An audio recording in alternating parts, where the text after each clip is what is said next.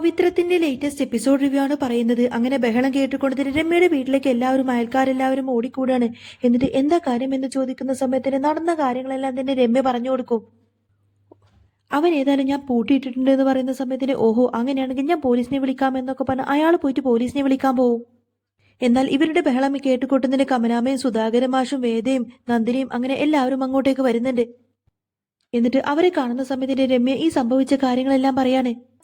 രമ്യയുടെ വാക്ക് കേട്ടുകൊണ്ടതിന് നന്ദിനി പറഞ്ഞതിന് ഏതായാലും കുട്ടീനെ നശിപ്പിച്ചിട്ടൊന്നുമില്ലല്ലോ, നശിപ്പിക്കാൻ ശ്രമിച്ചതല്ലേ ഉള്ളൂ എന്നൊക്കെ ചോദിക്കാണ് നന്ദിനി. അന്നേരം രമ്യ പറഞ്ഞിട്ട് നീ കണ്ടു നിൽക്കുന്നവർക്ക് അങ്ങനെയൊക്കെ പറയാം, പക്ഷെ ഇതുപോലൊരു സംഭവം ഉണ്ടായ എന്റെ അവസ്ഥ ഒന്ന് ഓർത്തു നോക്കിയേ. ഏതായാലും പോലീസിനെ വിളിച്ചിട്ടുണ്ട് എന്ന് പറയുന്ന സമയത്തിന് പോലീസുകാർ അങ്ങോട്ടേക്ക് എത്തുകയാണ്. പോലീസ് ഇങ്ങനെ സുധാകരൻ മാഷിന്റെ അടുത്തേക്ക് വന്ന് ചോദിക്കുന്നുണ്ട്, ഇത് സുധാകരൻ മാഷല്ലേ, നിങ്ങളല്ലേ വിക്രത്തിന്റെ അച്ഛൻ എന്നൊക്കെ ചോദിക്കും. അന്നേരം മാഷ് പറഞ്ഞിട്ട് അതെ, എനിക്ക് സുധാകരൻ മാഷി എന്ന പേരിൽ അറിയപ്പെടുന്നതാണ് ഇഷ്ടം, അല്ലാതെ വിക്രത്തിന്റെ അച്ഛൻ എന്ന പേരിൽ അറിയപ്പെടുന്നതും എനിക്ക് ഇഷ്ടമല്ല എന്ന് പറയും. പിന്നീട് അങ്ങനെ പോലീസ് വന്നിട്ട് രമ്യ ക്വസ്റ്റ്യൻ ചെയ്യുന്ന സമയത്തിന് രമ്യ പറഞ്ഞത് ഞാൻ അവിടെ എന്റെ റൂമിൽ നിന്ന് റീൽസ് എടുത്തോണ്ടിരിക്കാണ്, ആ സമയത്ത് തന്നെ ഒരാൾ വന്നിട്ട് എന്റെ പുറകിലൂടെ വന്നിട്ട് എന്നെ കയറി പിടിച്ചത് എന്നൊക്കെ പറയും രമ്യ. അന്നേരം ഓഹോ റീൽസ് എടുത്തുകൊണ്ടിരിക്കാണോ, അപ്പൊ അങ്ങനെയാണെങ്കിൽ മൊബൈലിൽ തെളിവുണ്ടായിരിക്കുമല്ലോ എന്നൊക്കെ ചോദിച്ചുകൊണ്ട് മൊബൈൽ നോക്കുകയാണ്. അങ്ങനെ മൊബൈൽ എടുത്ത് നോക്കുന്ന സമയത്തിന് രമ്യയുടെ പുറകിലൂടെ വിക്രം വന്നിട്ട് കഴുത്തിന് ചുറ്റിപ്പിടിക്കുന്ന ആ ഒരു ഭാഗമായിരിക്കും അതിനെ കാണിക്കുന്നത്. അന്നേരം കറണ്ട് പോയിരുന്നു സാർ എന്ന് പറയുന്ന സമയത്തിന് കറണ്ട് ചിലപ്പോൾ അവൻ ഓഫ് ചെയ്തതായിരിക്കും എന്നൊക്കെ പറയും.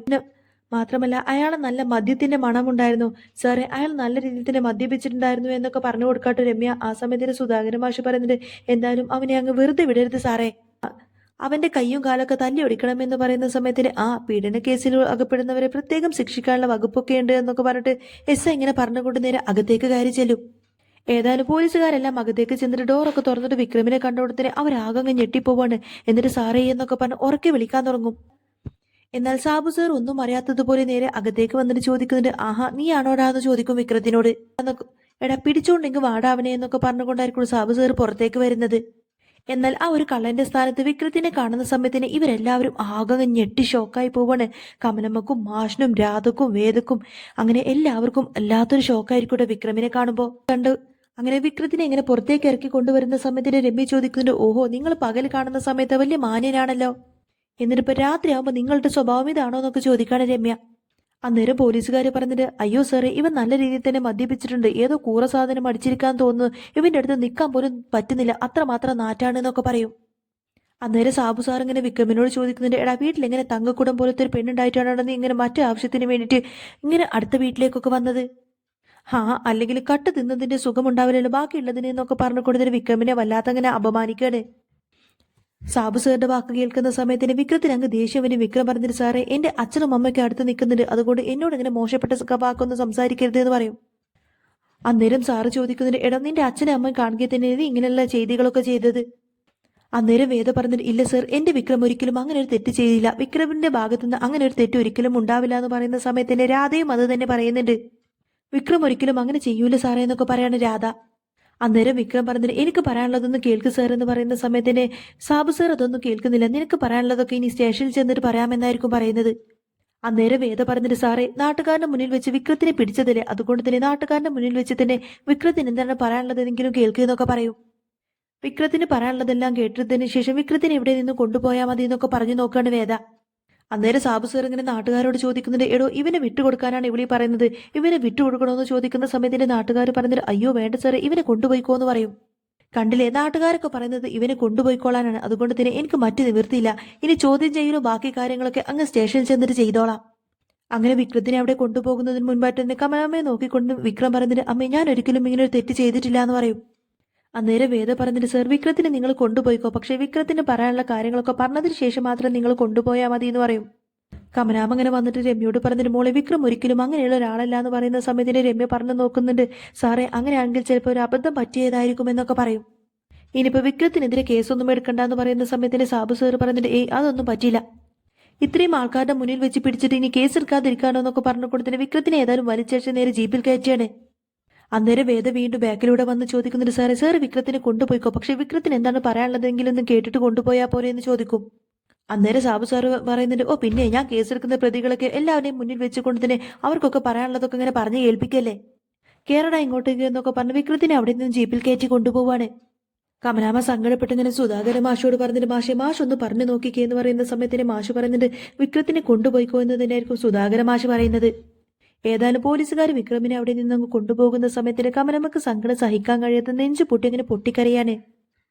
പിന്നീട് അങ്ങനെ അന്ന് രാത്രി വിക്രത്തിന്റെ വീട്ടിൽ ആരും തന്നെ ഉറങ്ങാതെ അങ്ങനെ എല്ലാവരും അവിടെ മിഴിച്ചിരിക്കാണ്. ആ സമയത്തിന്റെ വിശ്വം പറഞ്ഞിട്ട് വിക്രത്തിനെ പറ്റിച്ച് പല വാർത്തകൾ കേട്ടിട്ടും ഒരിക്കലും ഇങ്ങനെ ഒരു കാര്യം ഞാൻ പ്രതീക്ഷിച്ചിരുന്നില്ല.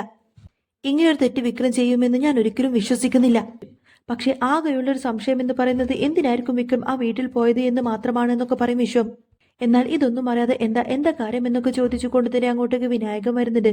ആ സമയത്തിന് വിക്രത്തിനെ പോലീസ് പിടിച്ചു എന്ന് പറയുന്ന സമയത്തിന് ഓ അതിപ്പോ വലിയ പുതുമയുള്ള കാര്യമൊന്നുമല്ലല്ലോ എന്ന് പറയണവേ. അതൊന്നല്ല, പെണ്ണ് കേസിലാണ് പിടിച്ചത് എന്ന് പറയുന്ന സമയത്തിന് വിനായകനൊരു ഷോക്കായിരിക്കും. പെണ്ണ് കേസിലോ എന്ന് ചോദിക്കും. ഇത് കേൾക്കുന്ന സമയത്തിന് കമലാമ്മക്ക് അങ്ങ് ദേഷ്യം വന്നിട്ട് നന്ദിനി എന്നങ്ങ് വിളിക്കുന്ന സമയത്തന്നെ നന്ദിനി ചോദിക്കുന്നതിന് എന്താ അമ്മേ, ഞാൻ പറഞ്ഞത് സത്യം തന്നെയല്ലേ? പെണ്ണ് കേസിൽ തന്നെയല്ലേ വിക്രത്തിനെ പോലീസുകാർ അറസ്റ്റ് ചെയ്ത് കൊണ്ടുപോയത് എന്ന് ചോദിക്കും. അപ്പോഴേക്കും ആഹാ കൊള്ളാലോ, എന്നിട്ട് ആരാണ് ഈ സംഭവമൊക്കെ ഉണ്ടാക്കിയത് എന്ന് ചോദിക്കുന്ന സമയത്തിന് രമ്യാണെന്ന് പറയും. നിങ്ങൾ ഒരുത്തി ഈ അടുത്ത വീട്ടിൽ തന്നെ കൊണ്ടുവന്ന് താമസിപ്പിച്ചിട്ടില്ലേ, അവള് തന്നെയാണ് പ്രതി എന്നൊക്കെ പറഞ്ഞു കൊടുക്കുകയാണ് നന്ദിനി. ഇനിയിപ്പോൾ എന്ത് ചെയ്യുമെന്നൊക്കെ ഇങ്ങനെ പറഞ്ഞുകൊണ്ട് നിൽക്കാട്ടെ അവര്. ആ സമയത്തിന് കമലാമ്മ വന്നിട്ട് മാഷോട് ചോദിക്കുന്നുണ്ട്, മാഷെ വിക്രം അങ്ങനെ ഒരു തെറ്റ് ചെയ്യുമെന്ന കാര്യം നിങ്ങൾ വിശ്വസിക്കുന്നുണ്ടോ എന്ന് ചോദിക്കണേ. മാഷൊന്നും മിണ്ടാതിരിക്കുന്ന സമയത്തിന് കമലമ്മ പറയുന്നുണ്ട്, മാഷി ഇതുവരെയായിട്ട് വിക്രം കുടിച്ചില്ല, ഇനിയും ഒരിക്കലും അവൻ കുടിക്കില്ല എന്നൊക്കെ പറയുന്ന സമയത്തന്നെ മാഷി ചോദിക്കുന്നുണ്ട്, ഇതുവരെ കുടിച്ചില്ല എന്ന് വിചാരിച്ച് ഇനിയും കുടിക്കില്ല എന്നൊക്കെയുണ്ടോ? മദ്യത്തിന്റെ മണം കേട്ടു എന്ന് പോലീസുകാർ പറഞ്ഞതല്ലേ, പിന്നെ ഞാൻ ഇതെങ്ങനെ വിശ്വസിക്കാതിരിക്കും എന്നൊക്കെ പറയാണ് സുധാകരൻ മാഷ്. ഇതെല്ലാം കേൾക്കുന്ന സമയത്തിന് വിശ്വം പറഞ്ഞിട്ട് ഇല്ല, ഒരിക്കലും വിക്രം ഇങ്ങനെ ഒരു തെറ്റ് ചെയ്യില്ല എന്നിങ്ങനെ ഉറപ്പിച്ചു പറയട്ടെ വിശ്വം. ഇതെല്ലാം കേൾക്കുന്ന സമയത്തിന് വിനായകൻ പറഞ്ഞിട്ട് ദേ ഇത് ശ്രീപീഡന കേസാണ്, അപ്പൊ പിന്നെ സെക്ഷൻ വേറെയാണെന്ന് പറഞ്ഞ ആ ഒരു സെക്ഷന്റെ നമ്പറൊക്കെ പറയാണ്. എന്നാൽ ഇവരുടെ സംസാരമെല്ലാം കേൾക്കുന്ന സമയത്തിന് വേദക്ക് ചില സംശയങ്ങളൊക്കെ തോന്നിപ്പോവും. വിനായകന് സംശയമുള്ളത് കൊണ്ട് തന്നെ വേദ ഇങ്ങനെ പറഞ്ഞിട്ട് ചോദ്യം ഉത്തരൊക്കെ വിനായകൻ ചേട്ടൻ തന്നെ പറയുന്നുണ്ടല്ലോ എന്ന് പറയുന്ന സമയത്തിന് വിനായകന് പെട്ടെന്നങ്ങ് പേടിയാവും. അത് പിന്നെ ഞാൻ പെട്ടെന്നങ്ങ് പറഞ്ഞു പോയതാണെന്ന് പറയും. കമലാമ്മ വന്നിട്ട് മാഷോട് പറയുന്നുണ്ട്, മാഷി നമുക്ക് ഏതായാലും സ്റ്റേഷൻ വരെ ഒന്ന് പോവാമെന്ന് പറയുന്ന സമയത്തിന് സുധാകരൻ മാഷി ചോദിക്കുന്നത് സ്റ്റേഷനിലേക്ക് എന്ത് പറഞ്ഞിട്ടാ പോവേണ്ടതെന്ന് ചോദിക്കും. അവൻ ചെയ്ത കാര്യങ്ങളെല്ലാം തന്നെ ആ കുട്ടിയുടെ ഫോണിലുണ്ട്, ആ തെളിവ് ഫോണിലുള്ളിടത്തോളം കാലം വിക്രമിനെ ഒരിക്കലും കുറ്റക്കാരനല്ല എന്നൊന്നും പറയാൻ പറ്റില്ല. ഞാൻ ഏതായാലും ഇതിലേക്കൊന്നും എടുത്തു ചാടാനില്ല, എന്നെ ഇതിന് വിളിക്കണ്ട എന്നൊക്കെ പറഞ്ഞ് മാഷ് കൈയൊഴിഞ്ഞ് അവിടെ നിന്നങ്ങ് പോവാണ്. വേദ പറഞ്ഞിട്ട് ഞാൻ ഏതായാലും സ്റ്റേഷൻ വരെ ഒന്ന് പോയിട്ട് വരാം അമ്മ എന്നൊക്കെ പറഞ്ഞ് പോവാൻ നിൽക്കുന്ന സമയത്തിന് വിനായകൻ ചോദിക്കുന്നതിന് ഇനിയിപ്പോൾ സ്റ്റേഷൻ വരെ പോയിട്ട് എന്താ കാര്യം, ഏതായാലും പോലീസുകാർ കയ്യിൽ കിട്ടിയത് കൊണ്ട് തന്നെ വിക്രമിനെ നല്ല രീതിയിൽ തന്നെ ഉപദ്രവിക്കും. അന്നേരം വേദ പറയുന്നുണ്ട്, വിക്രത്തിനോട് എന്തായാലും ആ ഒരു പോലീസുകാരന് ശത്രുതയുണ്ട്, ആ ഒരു ദേഷ്യം മുഴുവൻ ഇന്നത്തെ രാത്രി അവർ വിക്രത്തിന്റെ മേലെ തീർക്കുമെന്നൊക്കെ പറയും. വേദ പോവാൻ നിൽക്കുന്ന സമയത്തിന് വിനായകൻ പറഞ്ഞിട്ട് നീ ഏതായാലും പോയിട്ട് യാതൊരുവിധ കാര്യമില്ല, അവനെ കാണാൻ പോലും അവർ സമ്മതിക്കില്ല എന്നൊക്കെ പറഞ്ഞ് നിൽക്കും. വേദ ഇങ്ങനെ വിഷമിച്ച് നിൽക്കുന്ന സമയത്തിന് കമലാമ്മ പറയുന്നുണ്ട്, മോളെ ഇന്ന് ഏതായാലും പോണ്ട, നാളെ നേരം വെളുത്തിട്ട് പോയാൽ മതി, മോളെ ഏതായാലും പോയി കിടന്നുറങ്ങിക്കോ എന്നൊക്കെ പറഞ്ഞ് വേദ അവിടെ നിന്നങ്ങ് പറഞ്ഞു വിടാണ്. എന്നിട്ട് വിക്രത്തിനെ കൊണ്ടുപോയ ആ ഒരു വിഷമത്തിൽ സങ്കടപ്പെട്ട് ഇങ്ങനെ പൊട്ടിക്കരയായിരിക്കട്ടെ കമലാമ്മ. പിന്നീട് കാണിക്കുന്നത് പത്മ ഇങ്ങനെ വിഷമിച്ചിരിക്കുന്ന സമയത്തിന് ശ്രീകാന്ത് വന്ന് ചോദിക്കുന്നത് എന്താ അമ്മ എന്താ ഇവിടെ വന്നിരിക്കുന്നത്, അച്ഛൻ കിടന്നോ എന്ന് ചോദിക്കുന്ന സമയത്തന്നെ പത്മം പറയുന്നത് ആ അച്ഛൻ നേരത്തെ തന്നെ കിടന്നു, അച്ഛൻ എന്തോ നല്ല ടെൻഷനുണ്ട്, അച്ഛൻ എന്തോ ശരീരത്തിന് നല്ല ബുദ്ധിമുട്ടുണ്ട്, കുറച്ച് ദിവസമായിട്ട് ഞാൻ അച്ഛനെ ശ്രദ്ധിക്കുന്നു. എന്നിട്ട് ശ്രീകാന്തിനോട് ചോദിക്കുന്നുണ്ട്, എടാ നീ ഇപ്പോഴും വിക്രമിനോടുള്ള ആ ഒരു ശത്രുതയും കൊണ്ട് നടക്കുകയാണോ എന്ന് ചോദിക്കുന്ന സമയത്തിന് ശ്രീകാന്ത് ചോദിക്കുന്നുണ്ട്, അയ്യോ ഞാനോ, എന്താ അമ്മ അങ്ങനെയൊക്കെ ചോദിക്കുന്നത്, അല്ല അവൻ അന്ന് ആക്സിഡന്റ് ഉണ്ടായതിൽ നിനക്ക് എന്തെങ്കിലും പങ്കിടോ എന്ന് ചോദിക്കുന്ന സമയത്തിന് ശ്രീകാന്തിനൊരു പേടിയായിരിക്കും.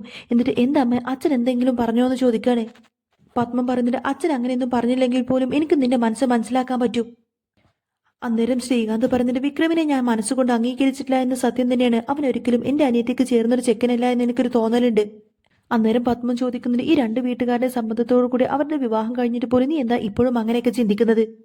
അന്നേരം ശ്രീകാന്ത് പറഞ്ഞിട്ട് അത് ഈ രണ്ട് വീട്ടുകാരുടെ സമ്മതത്തോടെയൊന്നും അമ്മ പറയണം, അമ്മയുടെ ദീത്തിയുടെയും മുത്തശ്ശിയുടെയും മാത്രം മുന്നിൽ വെച്ചിട്ടല്ലേ ആ ഒരു വിവാഹം നടന്നിട്ടുള്ളൂ, അല്ലാതെ ഞാൻ ഇപ്പോഴും അവരുടെ കല്യാണം അംഗീകരിക്കുന്നൊന്നുമില്ല. ഇവരിങ്ങനെ സംസാരിച്ചുകൊണ്ട് നിൽക്കുന്ന സമയത്തായിരിക്കട്ടെ പെട്ടെന്ന് ശ്രീകാന്തിന്റെ ഫോണിലേക്ക് ഒരു കോള് വരുന്നത്. ശ്രീകാന്ത് ഭയങ്കര സന്തോഷത്തിലായിരിക്കും. എന്നിട്ട് അതെയോ ആണോ, എന്നിട്ട് അവൻ കുറ്റം സമ്മതിച്ചോ എന്നൊക്കെ ചോദിക്കാനേ. ശ്രീകാന്ത് ആണെങ്കിൽ ഭയങ്കര സന്തോഷത്തോടെ ആ ഒരു ഫോണിൽ സംസാരിക്കുന്നതെല്ലാം തന്നെ പത്മം ശ്രദ്ധിക്കുന്നുണ്ടായിരുന്നു. എന്നിട്ട് ഫോൺ കട്ടാക്കിയതിനു ശേഷം പത്മത്തിനോട് ഇങ്ങനെ സന്തോഷത്തോടെ ചോദിക്കുന്നുണ്ട്, ഇപ്പൊ എങ്ങനെയുണ്ട് എന്ന് ചോദിക്കും. എന്നാൽ ശ്രീകാന്തിന്റെ സന്തോഷം കാണുന്ന സമയത്തിന് എന്തെങ്കിലും സന്തോഷ വാർത്തയാണ് എന്നൊക്കെ ചിന്തിച്ചുകൊണ്ട് പത്മ ചോദിക്കുന്നുണ്ട്, എന്ത് പറ്റിയെന്നൊക്കെ ചോദിച്ചു ഭയങ്കര ആകാംക്ഷയോടെ ഇങ്ങനെ കേൾക്കാൻ നോക്കി നിൽക്കുന്നതും കാണിച്ചുകൊണ്ടാണ് കേട്ടോ ഇന്നത്തെ ഈ ഒരു എപ്പിസോഡ് പൂർണ്ണമാവുന്നത്. ഏതായാലും വിക്രം ജയിലിലായി എന്ന വാർത്ത അറിഞ്ഞതോടുകൂടി തന്നെ പിന്നെ എല്ലാവരും ചേർന്നിട്ട് ശ്രീകാന്തിന്റെ നേർക്ക് തിരിയുന്ന ഒരു അടിപൊളി എപ്പിസോഡൊക്കെ വരുന്നുണ്ട്. അപ്പോൾ നിങ്ങൾക്ക് ഈ ഒരു ചാനൽ ഇഷ്ടമായി എന്നുണ്ടെങ്കിൽ എന്നും ഇതേപോലത്തെ റിവ്യൂസൊക്കെ കേൾക്കാൻ താല്പര്യമുണ്ടെങ്കിൽ തീർച്ചയായിട്ടും നിങ്ങൾ എൻ്റെ ചാനൽ സബ്സ്ക്രൈബ് ചെയ്ത് സപ്പോർട്ട് ചെയ്യാം.